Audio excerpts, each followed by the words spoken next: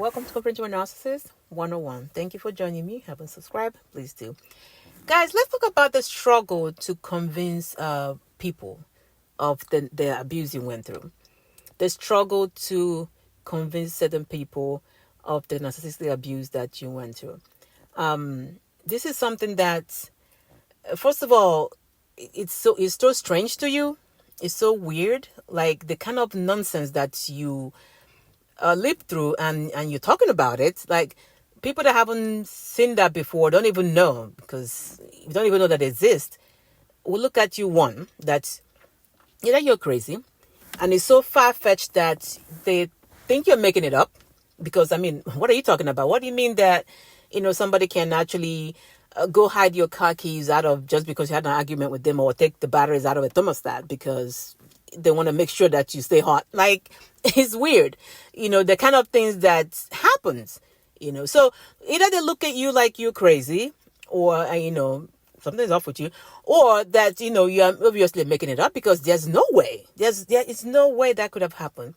Or the third one being that, which eventually happens sometimes, when you fully recover, the way you've recovered, the way you've gotten yourself back, and the boundary that you set up, will make you come out looking like a villain, because sometimes people are used to you a certain way. So when you start acting, because now you have boundaries, they'll probably be like, oh yeah, that's probably why they're having an issue with them, because who does this? Like, she changed. Like, is that what she was doing over there? Those things will happen. So point is, don't waste your time. Don't waste your time, because one, you have to live through this to actually get it. You have to. It's unfortunate that that's the only way you fully grasp it. You can read about it. Yeah. You can read about it. You can hear stories. But until you actually in there, like you lived with somebody like that, nobody outside of that vicinity would understand what you went through. So it's one of those three things will happen, where you're crazy, you're making it up, or maybe you are the problem, because that person looks so nice, okay, to them, like it could have been you.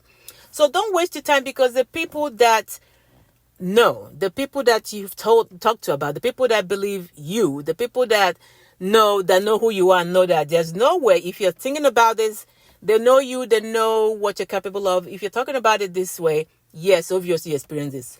Yes, obviously that something is wrong, because there's no way you are yelling for no reason. There's no way you're crying about this for no reason. Something happened. And those are the people that's fine. You don't need to take much. It doesn't take much for you to convince these people.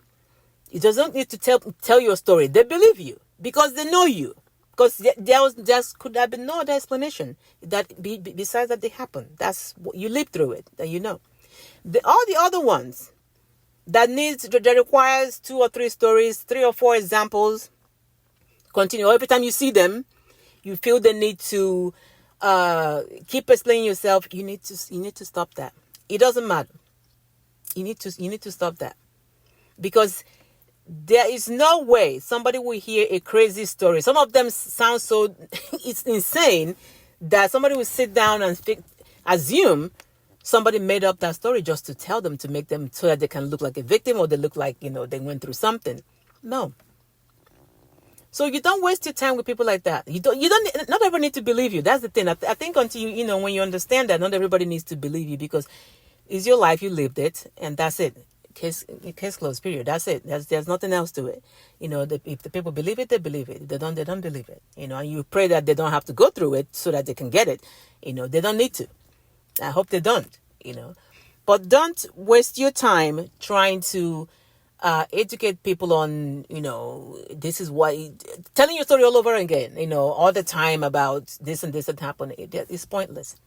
And like I tell you, as you're healing, as you're coming out of it and you're healing, and like I put your boundaries up, prioritize your peace of mind, you will still come up as a villain to certain people, that they will now say, this is probably why what happened.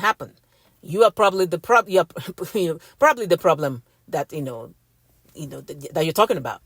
And of course, as the covert narcissist is busy doing the smear campaign and recruiting flying monkeys and whoever it is, still putting on a show outside, that with you and where the level of your healing or where you are, some people would look at it that way.